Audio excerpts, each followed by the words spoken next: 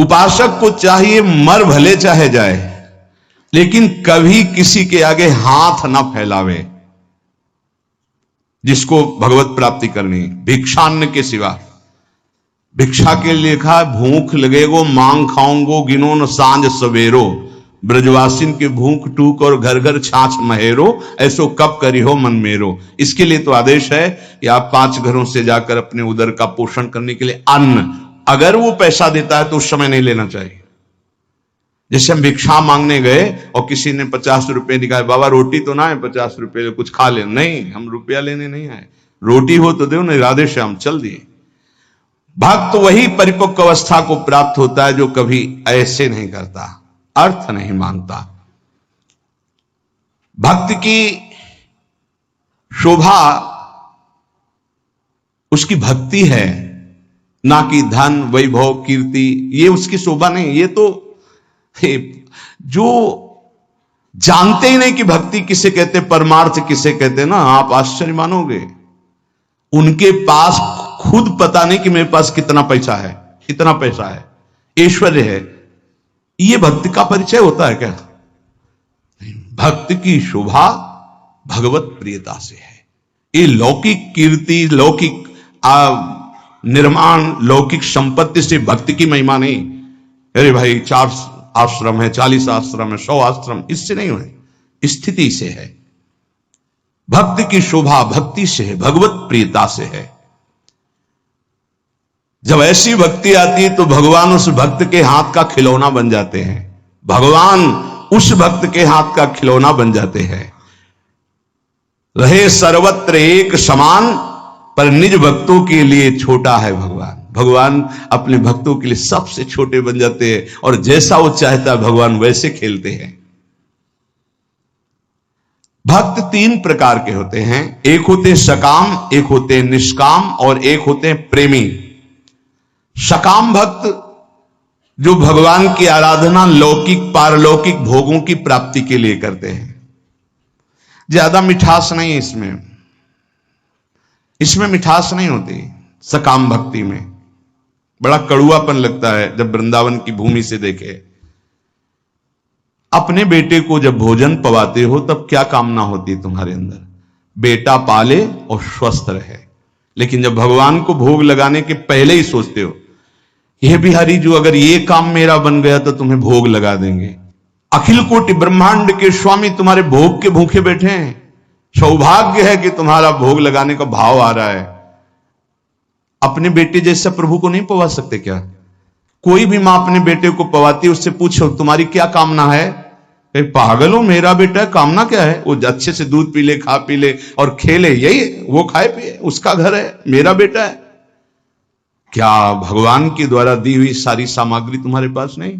क्या तुम श्री भगवान के अंश नहीं हो? क्या अपने प्रीतम प्रभु को ऐसे भोग लगाया जाता है, तय करके भोग लगाया जाता है? क्या आप अपने बेटे को, अपने पति को, अपने प्रियजनों को, अपने संबंधियों को ऐसा ही भोग लगाते हो? नहीं, कोई कामना नहीं होती। और दुलार करके परोस परोस के पवाते हो कि जितना अधिक पाले मेरा बेटा अच्छा है। तो मेरे प्रभु, तो सकामता में मिठास नहीं होती, एक लेन देन का व्यापार होता है, उसको प्रभु से कोई प्रियता नहीं होती, इसलिए खास कोई बात नहीं हुई।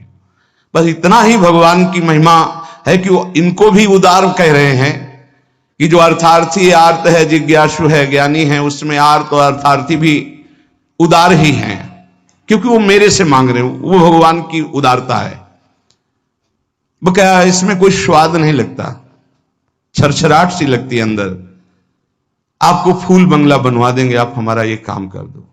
अरे जिनके एक संकल्प से अनंत ब्रह्मांडों की सुगंध और पुष्प वाटिकाएं, ऐसे देववन हैं कि आप लुभायमान हो जाएं, बेहोश हो जाएं, ऐसी सौरभ है वहां। कल्पतरु, मंदार, पारिजात आदि विविध वृक्षों से परिपूर्ण देववन, ऐसी ऐसी दिव्य वाटिकाएं। कैलाश की शोभा पढ़ो, वैकुंठ की भगवान का कितना बड़ा वैभव है। उनको तुम 2-4 लाख के बाहरी फूल मंगा के बिना सुगंध वाले, नीले पीले रंग दिखाई देते, सौरभ थोड़ी। भगवान उससे प्रसन्न नहीं होते। सही मानो, आज तक जो शास्त्रों में स्वाध्याय हुआ और संतों की कृपा से, भगवान सिर्फ अपनेपन से प्रसन्न होते हैं, अपनापन। और वो अपनापन सकामी पुरुष दे नहीं सकते, बीच में पर्दा रहता है, भगवान और हम और भगवान आप हमारा ये काम कर दो, हम आपके लिए मंदिर बनवा देंगे। हाँ, ऊसर में बैठे हैं तो मंदिर नहीं बनवाओगे तो अभी, अरे भाई अनंत ब्रह्मांडों का सृजन केवल एक पलक झपकने में हो गया जिनके, ब्रकुट विलास सृष्टि लय हो गई। कैसा अपने बेटे के लिए घर कैसे बनवाते हो? इसमें बहू बेटा रहेगा, इसमें हम रहेंगे, इसमें बड़ा रहेगा, इसमें छोटा रहेगा। मंदिर भी हम ऐसे बनवाते हैं, भोग भी हम अपने बेटे जैसा लगाते हैं। अपनापन नहीं तो भगवान ना भोग पाते हैं ना मंदिर में बैठते हैं, ध्यान रखना। अपनापन सारा खेल भाव का है। लाला बाबू की जब श्याम सुंदर चंद्रमा ठाकुर जी विराजमान हुए तो मंत्रों के द्वारा प्राण प्रतिष्ठा हुई, तो लाला बाबू नजदीक गए और भाव में भरकर जे प्रभु को हृदय से लगाया। बोले आ गए प्रभु, बोले प्रमाण दीजिए। माखन जो भोग लगाने के लिए लाया गया था ऐसे माथे पे रख दिया। जब तक शरीर में गर्मी नहीं होगी तो माखन कैसे, पूरा माखन पिघल करके बह गया। बोले प्रभु आ चुके हैं। भाव, प्रभु कहां थे? भाव, जहां भाव किया, भाव मेरे प्राणनाथ, मेरे जीवन धन। सकाम भाव में बहुत कड़वाहट है, वृंदावन की भूमि से देखने पर बहुत कड़वाहट है, वो कोई खास बात नहीं है। अरे भगवान के आंसू निकल आए महाराज। जब करदम जी ने 10,000 वर्ष तपस्या की और श्री भगवान प्रकट हुए, भगवान ने कहा मैं तुम्हारी तपस्या से बहुत प्रभावित हूं, वरम ब्रूहि, वरदान मांगो। तो उनका पत्नी चाहिए, तो आंसू निकल पड़े कि मेरी प्राप्ति में, मेरे दर्शन का फल है। उसी से बिंदु सरोवर बना, भागवत में वर्णन है। तब अपनी तरफ से करुणा वरुणालय प्रभु ने कहा कि मैं तुम्हारा पुत्र होकर आऊंगा, और कपिल भगवान के रूप में आए और उपदेश करके परम कल्याण किया करदम जी का। सकाम भक्त जो लौकिक पारलौकिक विषयों की मांग पे मांग प्रभु से करते रहते हैं और भगवान की भक्ति भी करते हैं, वो भक्ति करते ही इसीलिए हैं कि ये करूंगा तो ये मिल जाएगा, ऐसा करूंगा तो ये मिल जाएगा। दूसरे हैं निष्काम भक्त, ये मीठे हैं। निष्काम भक्त इसमें मिठास है, क्योंकि ये केवल दो के लिए ही साधना करते हैं, या तो ज्ञान प्राप्त होकर मोक्ष की प्राप्ति हो जाए या भगवत प्राप्ति हो जाए। दो ही होते हैं निष्काम में। ये निष्कामता की मांग दो प्रकार की, इसमें भी मांग है मैं मुक्त हो जाऊं या भगवान को प्राप्त हो जाऊं, सारिष्ट सामीप्य सारूप्य आदि मोक्ष। लेकिन तीसरे जो भक्त हैं ये मीठे ही नहीं हैं, ये रस भरे हैं, जिनको प्रेम लक्षणा भक्ति कहते हैं। ये सारिष्ट सामीप्य सायुज्य एकत्व आदि कैवल्य पदादि भी दीयमानम न ग्रहणंत बिना मत सेवनम जनाहा, ये सब मोक्ष पदवी देने पर भी स्वीकार नहीं करते, आपके सिवा मुझे नहीं चाहिए। इनका जो स्वरूप है सदा सर्वदा प्रेमोन्मत्त रहते हैं। सकाम भक्त मिठास नहीं, निष्काम भक्त मिठास युक्त, क्योंकि मोक्ष पदवी अखंडानंद, भगवत प्राप्ति परमानंद। लेकिन इनसे भी बढ़कर के जो दीयमानम न ग्रहणंति बिना मत सेवनम जना, वो प्रेमी भक्त वो रसोन्मत्त रहते हैं। प्रेमी भक्त वो प्रेम रस सीधाम वृंदावन प्रदान करता है, गुरुदेव प्रदान करते हैं, प्रेमी महाभागवत जन प्रदान करते हैं। वो किसी भगवान से किसी भी तरह की कोई चाह नहीं, ना मोक्ष की न भगवत प्राप्ति की, कि हमारा कल्याण हो जाए, मंगल हो जाए, आप हमें नहीं। बस जेहि विधि प्रभु प्रसन्न मन होई, करुणा सागर कीजे सोई। जिस तरह आपका मन प्रसन्न हो, आपको लगे कि दर्शन देना है तो आ जाना, आपको न लगे मत आना। बस हम रो रो करके आपके नाम को पुकारते रहेंगे, आंसुओं से भिंगो भिंगो कर नाम जपते, राधा राधा राधा। हमें कुछ नहीं चाहिए, आपको आना हो आ जाना, आपको ना आना हो, हम रोते रहेंगे, पुकारते रहेंगे, ये हमारा विषय। पर वो आप स्वतंत्र हो। जय विधि प्रभु प्रसन्न मन होई, करुणा सागर कीजे सोई। ये बहुत ऐसे भक्त भगवान को अधीन कर लेते, क्योंकि भगवान का एक नाम है प्रेमाधीन, प्रेम के अधीन हो जाने वाले। सृष्टि स्थियंत कारणीम ब्रह्म विष्णु शिवात्मिकाम सायाति संज्ञाम भगवान एक एव जनार्दन। हमारे प्रभु ही जब सृष्टि रचना का समय आता है तो ब्रह्मा रूप धारण कर लेते हैं, पालन करने के लिए विष्णु रूप धारण कर लेते हैं, और विनाश लय करने के लिए रुद्र रूप शिव रूप धारण कर लेते हैं। इसलिए हमारे प्रभु महान जगन नियंता हैं। ऐसा भाव उपासक के जब हृदय में आ जाता है तो किसी अन्य का आश्रय नहीं लेता, अन्य का आश्रय नहीं लेता। सही बात मानो, माया का बड़ा प्रभाव है। आप सोचो इस जगत में कितने धनी होंगे। जितना त्रिभुवन में आप धन देख रहे हैं कुबेर जी के एक खजाने के कोने में रखा है। अपार धन वैभव के स्वामी, रिद्धियां सिद्धियां नौ निधियां कुबेर। और जितना कुबेर के खजाने में लक्ष्मी जी के चरण के एक चिन्ह में है, ऐसी महालक्ष्मी स्वयं भगवान के चरण चापती रहती हैं। ऐसे भगवान के सेवक के सामने कुछ समझ में आएगा उसको? सुरपति नरपति लोकपति जिनके भाव है घास। क्यों? क्योंकि ऐसे प्रभु के सेवक हैं। यहां जो वर्णन किया जा रहा है कि उन्हीं से ब्रह्मा, उन्हीं से विष्णु, उन्हीं से रुद्र, वो हमारे स्वामी हैं। अब हम किसका आश्रय लें? किसके आगे हाथ पसारें? किसकी तरफ देखें? समझो, जो संसार में जो कुछ भी है, इसकी प्राप्ति के लिए जो भगवान का भजन करते हैं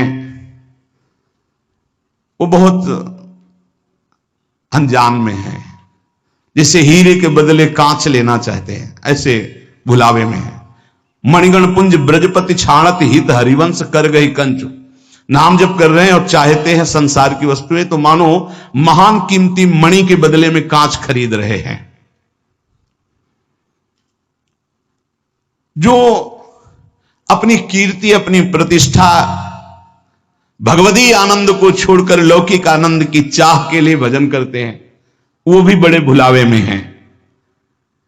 सच्चा उपासक सर्वत्र भगवान को देखते हुए, सब में भगवान को देखते हुए, कोई चाह न रखते हुए निरंतर भगवान की प्रसन्नता के लिए भजन करते हैं। इससे मेरी प्रिया जो प्रसन्न हो जाए। जब हमारा भजन का मतलब क्या है? पुकारना, राधे श्याम, राधा वल्लभ, राधा राधा राधा। हम पुकार रहे हैं, अपने स्वामी का स्मरण कर रहे हैं। कहीं भी महत्व ना हो जाए, कहीं ना महत्व हो। बहुत विचित्र माया है ये। हम बार बार प्रार्थना कर रहे हैं, इस बात को आप कृपा करके समझने की चेष्टा करें। प्रभु के समान सिर्फ प्रभु हैं, दूसरा कोई नहीं। इतना बात समझो, प्रभु के स्थान पर कोई ना आ जाए। ये बड़ी माया प्रवीण है कि प्रभु के स्थान में कोई वस्तु व्यक्ति स्थान भेज सकती हो, कोई भी। बस आपकी चतुरता इसी में कि प्रभु के स्थान में केवल प्रभु रहने चाहिए। ये आप देख लीजिए, इसकी पहचान है कि जब वो प्रभु से बढ़कर कोई वस्तु बना के माया भेजेगी तो प्रभु को भूल जाओगे आप। आपकी दृष्टि में जहां प्रभु से बढ़कर हुई तहां प्रभु को भूल जाओगे। प्रभु को भूल गए तो अभी आपकी भक्ति बहुत ही कमजोर है। अब आप ये देख लीजिए, जब आप टीवी देखते हैं तो आपका निरंतर मंत्र चलता है। जब आप किसी से बात करते हैं तो वृत्ति भगवान में होती ही नहीं। जब आप भोजन करते हैं तब वृत्ति भगवान में होती है। जब आप चल रहे होते हैं तो वृत्ति कहां होती है? ये सब बातें, अगर आप किसी व्यक्ति से बात कर रहे हैं, प्रभु को भूल गए अंदर से, तो व्यक्ति बड़ा हो गया, प्रभु का स्मरण छूट गया, प्रभु छोटे हो गए। आप कोई रुपया पैसा, भोग सामग्री, कोई दृश्य, मनोरंजन, प्रभु का नाम छूट गया, वो ज्यादा हो गया। किस कोटि के भक्त हो? माया के एक प्रापंचिक विषय में इतनी सामर्थ्य आ गई को भगवान को भुलवा दिया, तो तुम्हारी निष्ठा कहां रही? तुम्हारा चिंतन कहां रहा? जरा इस कसौटी पे कसो अपने को, इस कसौटी पे देखो। ये देखी हुई बात यहां की कहते हैं। इस कसौटी पे कस के देखो। टीवी चल रही हो, आप देख रहे हो, आपका बिल्कुल कोई भी दृश्य चित्त अपहरण न करने पावे। हर सेकंड आपका मंत्र चल रहा है, विजयी। बाजार में घूम रहे हो, सब कुछ देख रहे हो, लेकिन मंत्राकार वृत्ति, विजयी। कोई व्यक्ति सामने है, उससे बात कर रहे हो, लेकिन भाव में एकदम भरे हुए, एकदम भगवान का विस्मरण, एक सेकंड का, विजयी। अच्छे अच्छे पदार्थ सामने रखे हैं, खा रहे हो, लेकिन चिंतन प्रभु में विजयी, विषयाम गृहणंत मुंचंतुआ। भगवत पार्षद हो, कोई साधारण नहीं हो तुम, भगवत अंश हो, भगवत पार्षद हो, अपने स्वरूप को पहचानो, जागो। ये माया तुम्हें परास्त नहीं कर सकती, तुम स्वयं परास्त होना सीख गए हो, इसलिए परास्त हो रहे हो। तुम्हें कोई परास्त नहीं कर सकता। भगवत शक्ति संपन्न हो, भगवत अंश हो। हमारी बात को समझना, यहां कितना छोटा स्वरूप भगवान का बना लिया गया कि खान पान की थोड़ी सामग्री भगवान को भुलवा सकती है। एक साधारण प्रियता वाला व्यक्ति भगवान को भुलवा सकता है। वो अपना स्थान इतना जोर कर लेगा, प्रभु भूल जाएंगे। कौन, कैसे भक्त हो? अरे जिनके एक इच्छा मात्र से ब्रह्मा विष्णु महेश सृजन पालन संहार करते हैं, वो हमारे प्रभु हैं, स्वामी हैं। उनका विस्मरण हो गया, ऐसी कोई वस्तु आ गई। इसलिए नारायण स्वामी कहते, ब्रह्मादि के भोग सब विष समो लागत ताही, नारायण ब्रज चंद की लगन लगी है जाही। वैसे ये बहुत अच्छा है कि जब आप लोग प्रसाद पाते हैं, एक दिन साथ में आपके जब बैठे, तो जो राधा राधा राधा और एक ऐसा भागवती, इसमें तो आपको बड़ा सहयोग मिलता है भगवती स्मरण में। ऐसा ही अंदर से चलना चाहिए। जब आप हर समय अलग हो, मान लो भोजन पाते समय श्रवण इंद्री में तो नाम पड़ रहा है, लेकिन अंदर से भी चलना चाहिए हर समय। जीवन का लाभ क्या है? अखंड स्मृति। उसको हानि में क्यों बदल रहे हो? हानि हरिवंश के नाम अंतर पड़े, लाभ हरिवंश उच्चत वाणी। पकड़ो, भक्ति का मतलब क्या है, भगवत मार्ग का मतलब क्या है, परमार्थ का मतलब क्या है? अखंड स्मृति। और इस स्मृति को हर वस्तु व्यक्ति स्थान छीनना चाहता है, चाहे वो राग से चाहे द्वेष से। आप अंदर से देख लो। इसीलिए पूज्य पादुड़िया बाबा जी कहते हैं, पूरा संसार एक तरफ और तुम एक तरफ, तुम्हें युद्ध करना है। किस बात का युद्ध? मारकाट नहीं, तुम्हारी स्मृति का अपहरण कोई ना कर पावे। राधा राधा राधा राधा, तुम्हारी याद जो भगवत याद है, अगर वो भूल रही है, अब घाटा हो गया। कहे हनुमंत विपत्ति प्रभु सोई, जब तो सुमिरन भजन हो। ये बात यहां पकड़ा है, यहां देखा है। जहां जहां में लगा कि इस चीज से छूट जाएगा, उससे परिपक्व किया है। कोई भी विषय ऐसा नहीं जो हमें भगवान का विस्मरण करा दे। हम हर जगह अपने आप को परिपक्व करना सीखें, अपने को बचाना नहीं, अपने को हटाना नहीं, अपने को उसी में खड़ा करके परिपक्व करना सीखें। बीच बाजार में बैठे समाधिस्थ रहे, तब तो भजन का लाभ समझ में आएगा। बाण बनाने वाले के पास से पूरी सवारी निकल गई, उसको एक शब्द नहीं सुनाई दिया, और तुम मंत्र और भजन में चित्त लगा रहे हो, तुम्हें चार आदमियों की बात सुनाई दे रही। अरे राजा की सवारी तो नगाड़ा बज रहा है और शोरगुल हो रहा है, जय जयकार हो रहा है, उसको एक शब्द नहीं सुनाई दिया। केवल बाण का नोक बना रहा था, जिसे दत्तात्रेय जी ने 24 गुरुओं में एक गुरु बनाया, और तुम नाम जप कर रहे हो, तुम्हें कोई शोरगुल नाम छुटवा दे, कैसे साधक हो? विचार करके देखो। तो उपासक को अपने उपास्य देव की उपासना जो गुरु प्रदत्त है, उसी से संबंधित बातें सुननी चाहिए, अन्यथा कान बंद रखना चाहिए। नहीं तो फिर वो दोष जो वो आ जाता है। अमुक पाठ कर लें, अमुक स्तोत्र कर लें, अमुक रक्षा कवच कर लें, इन पर विश्वास है, 4 कण रज के लेके पूरे शरीर में लगा लिया वृंदावन की, इससे बड़ा कोई रक्षा कवच नहीं है। अरे इसी रज को ऐसे ऐसे करके भगवान की रक्षा कवच में भगवान का नाम उच्चारण किया जा रहा है। भागवत में पढ़ के देख लो। ये वो रज है जो भगवान स्वयं अपने मस्तक पर धारण करते हैं। नहीं समझ में आया? अनुब्रजाम में हम नित्यम कुए अत्यंग रेणु भी, और कुछ न समझ में आवे तो कह रहे भक्त चरण रज लेने के लिए पीछे पीछे डोलता हूं। तो ये तो महाभागवतों की प्रेममयी आंसुओं से भींगी हुई भूमि है, और स्वयं प्रिया चरण रज जान के लुठत रसिक सिरमौर। इसलिए अपने भजन रस सिद्धांत को समझे, और जब गुरु प्रदत्त ही होना चाहिए। ये महाभागवतों की बात कर रहे हैं। ऐसा नहीं कि कहीं पढ़ लिया आपने कि ये इतने महीने जपने में ये सिद्धि आ जाएगी, भूल मत करना। गुरु प्रदत्त नाम और मंत्र के सिवा कहीं भी हमारी रुचि नहीं रह जानी चाहिए। कि थोड़ा 5 माला ये कर लेते हैं कि उससे सपोर्ट हो जाएगा और इससे ये हो जाएगा, और फिर अपना गुरु मंत्र जप लेते हैं। ऐसे आते हैं प्रश्न। वो बाहर के होंगे अपने रसना कटो जो अन्न रटो, गुणानुवाद अपने आराध्य देव का, श्रवण फूटो जो अन्न सुनो। ये महाभागवतों की रस की बात है। भक्ति के विघ्न को बर्दाश्त ना करना, ये भक्त का स्वभाव होना चाहिए। हम लोग बहुत ढीले हैं, भक्ति के विघ्न को हम विघ्न नहीं मानते। कितनी देर से भजन छूटा है तुम्हारा, कितनी देर से तुम प्रभु से विमुख हो उस वस्तु व्यक्ति स्थान के प्रलोभन में। बड़ा विचित्र है। बहुत सावधान, बहुत सावधान। माया की चकाचौंध भुलवा देती है हरि को, चकाचौंध भुलवा देती है। संसार का आकर्षण इतना बड़ा है, यही तो बड़ा विचित्र। और भूले तो भूले तुम जिन भूलो मालाधारी, स्वामी हरदास जी कहते, अरे और तो भूले ही है, तुम क्यों भूलते हो? तुमने तो उनका माला पहन लिया, कंठी पहन ली, उनसे बड़ा कोई है? उनसे बड़ा कोई है? अपने स्वामी से बड़ा कोई नहीं। चर्चा किसकी हम करेंगे, गुणानुवाद किसका करेंगे? अपने प्रभु का। बता रहे हैं विश्व ब्रह्मांड में जितना धन है कुबेर के कोने में है, कुबेर के पास जितना खजाना है लक्ष्मी जी के एक चरण चिन्ह के कोने में है। वो लक्ष्मी जी जिनके चरण सहलाती रहती हैं वो हरि हैं, वो हरि जिनके चरणों में महावर रखते हैं हमारी प्रिया जो है। इसके आगे बोलो, पूर्णता प्रेम की, क्योंकि प्रिया जो कौन है? पूर्ण प्रेम, शांद्रा आनंद घन प्रेम मूर्ति किशोरी। अब हम चर्चा किसकी करेंगे? नीचे करेंगे किसी की?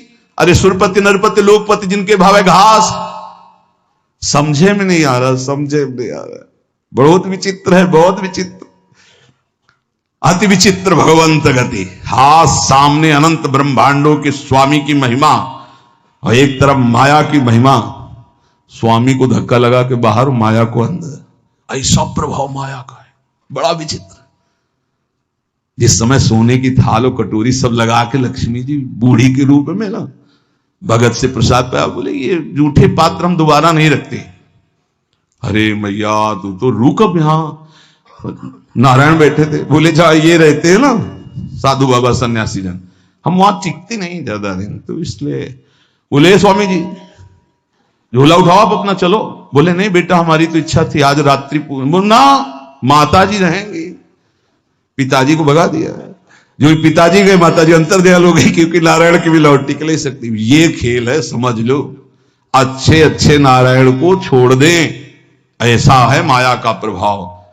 भक्त भक्ति के विघ्न को बर्दाश्त ना करे, चाहे कोई वस्तु हो, व्यक्ति हो, स्थान, कुछ भी हो। जो मेरे प्रभु का विस्मरण करा रहा, बर्दाश्त नहीं होना चाहिए। लेकिन आप खूब बर्दाश्त कर लेते, चैन से बर्दाश्त कर लेते। नहीं, देख लो अपने लोग कितने प्रमादी हैं कि इस बात से हमें दुख नहीं होता। तद विस्मरण परम व्याकुलते, आराध्य देव का विस्मरण हो रहा है, मुझे चैन है। बहुत विचित्र बात है। सत्संग छूट गया, तुम्हें बेचैनी नहीं हुई? तुम्हारी दिनचर्या टूट गई, तुम्हें बेचैनी नहीं हुई? तुम्हारा नाम छूट गया, तुम्हें बेचैनी नहीं हुई? नहीं, किसी भी स्थिति में नहीं। विचार करो, पूज्य राधा बाबा के चरित्र में जरा अंदर गांठों से गठिया बात इतना बढ़ा हुआ था कि बाबा एक कदम नहीं चल सकते थे। और गंगा जी की रेती में सत्संग हो रहा था, तो पूज्य बाबा को कौन सा ज्ञान नहीं, आप हमें बताओ। वो प्रार्थना कर रहे थे जो उनकी सेवा में थे कि मुझे वहां तक पहुंचा दो। बोले अब थक गया हूं, मेरी सामर्थ्य नहीं। बोले पहुंचा दीजिए। बोले चले जाओ ना। बड़ी चूक हो जाती है, जानते हो। जब हम चरित्र पढ़ते हैं महापुरुषों के, तब लगता है वो महापुरुष है। जब सेवा में होते ना पास, तो नहीं लगता है। देखो कैसे उत्तर दे रहे हैं बाबा को, या इतना ही प्रिय तो आप चले जाओ, हम तो थक गए हैं। प्रसंग है, पढ़ के देख लेना कि बाबा ने एक बांस उठाया और कहा क्या तुम जानते हो श्री कृष्ण में वहां तक नहीं पहुंचाएंगे? पहुंचाएंगे।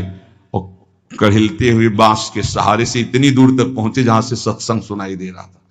क्या सत्संग में बाबा को जानना है? सर्वज्ञ महापुरुष हैं, पर है कोई सत्संग की महिमा? क्या हमारे अंदर चुभता है कि आज का सत्संग छूट गया? क्या चुभता है आज का वाणी पाठ छूट गया? अरे जिस सभा में हम बैठकर वाणी गायन हो रहा है उसमें बैठे, प्रियाजू का यश हो रहा है, साधु मंडली में बैठे, इससे बड़ा सौभाग्य क्या हम जलते हैं कि आज हमारा इतनी देर से भजन छूट गया? क्या हम कभी रोए कि हमारी सेवा छूट गई? प्राणांतक कष्ट हो तो भी सेवा नहीं छूटनी चाहिए। प्राणांतक कष्ट हो, अगर हम शकिल पाते हैं तो शकिल शकिल करके वो सेवा कर देंगे। हमारे गुरुदेव की, इष्ट देव की सेवा ये केवल प्रवचन ही नहीं, गुरु प्रताप से कह रहा हूं, भक्त को भक्ति के विघ्नों को बर्दाश्त नहीं करना चाहिए। बता देना कि हम आज उठने लायक भी नहीं, पर ये सेवा पहुंचा दो, इस सेवा पहुंच जानी चाहिए, मेरी सेवा नहीं टूटनी चाहिए। ना सेवा में प्रीति होगी, ना नाम छूटने में तुम्हें जलन होगी, ना तुम्हारी पाठ में प्रीति होगी, ना तुम्हारी इष्ट देव की अपनेपन में स्थिति होगी, तो होगा क्या?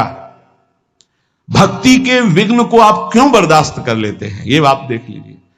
हमें लगता है जितना इष्ट और गुरु का दुलार मिलता है तो हम उसको पहचान नहीं पाते। हमें लगता है संसारिक तौर तरीके से लगता है, हमें नहीं लगता कि हम पर अपार कृपा है।